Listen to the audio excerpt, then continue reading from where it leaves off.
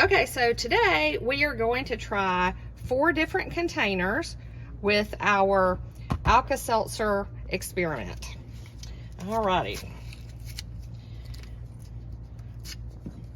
You really only need about 1/2 of an Alka Seltzer, so I'm going to break these in half. And we're going to try this first. This is one of the small Play-Doh containers. This is the size that you would have, like if you bought a package like this for party favors. Okay. And for this, I'm actually going to use my measuring spoon, and I'm only going to put in about 2 teaspoons of water. Okay. And then what you're going to do is you are going to, it doesn't really matter how much Alka Seltzer you put in there, but what I'm going to do is I'm going to hold it like this, and when I go out here, I'm going to go out to the outside, and I'm going to put the lid on here, and then we're going to see how it works. So we're going to put this on here, and then we're going to turn the container upside down. And you want to put it on a flat surface and walk away from it.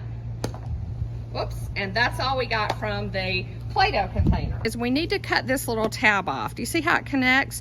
We don't want it to connect anymore. So just take a pair of scissors and just cut it off. Well, there we go. Okay, next we're going to use a large mini M&M container. Now, we tried this yesterday, and what we found that we needed was to put a little Vaseline around the edge. I don't have any today, but you might want to think about putting a little Vaseline around the edge if you use this container. And I'm actually not going to measure. I'm going to pour about 1/3 to 1/2 full. And we're going to do the same thing that we did before. 1.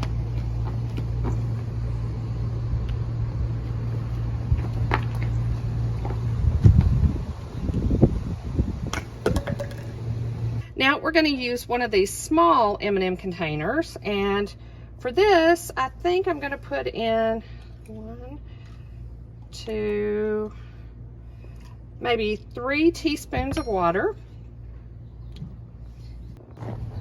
And now we're going to put the lid on here.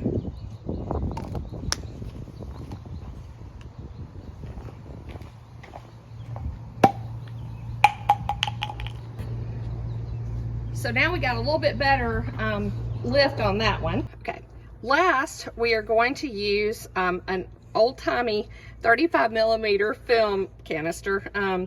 These are getting really hard to find. You can still find them on eBay. So, but anyway, we're going to use this, and this time we're going to do, I'm going to do maybe 3 teaspoons of water.